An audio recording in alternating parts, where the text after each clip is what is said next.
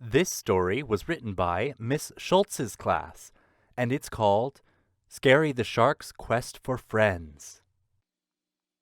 Now come with me for a tale of the sea and a great white shark named Scary, who broke his tooth on the bone of a fish when he thought he was not vegetarian. Scary on a quest for friends, find out how the story ends. He made a mistake and ate a fish. Will he ever find a friend?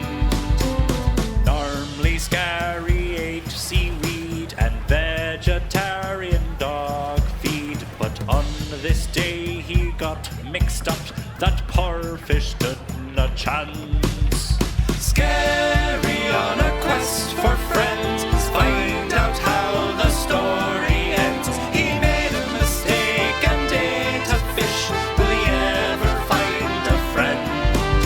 He wanted the fish to be his friends, but he had already eaten one.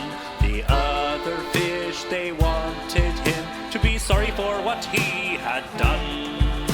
Scary on a quest for friends, find out how the story ends. He made a mistake and ate a fish. Will he ever find a friend? To find out how to be friends with the fish, he talked to a wise elderly octopus, who gave him some answers from millions of books that would help them become pals. Scary on a quest for friends, find out how the story ends. He made a mistake and ate a fish. Will he ever find a friend? Scary didn't have money for that, so he paid in lots and lots of snacks. He read in the books it would all be okay, as long as he said the right words. Scary on a quest for friends, find out how the story ends. He made a mistake and ate a fish.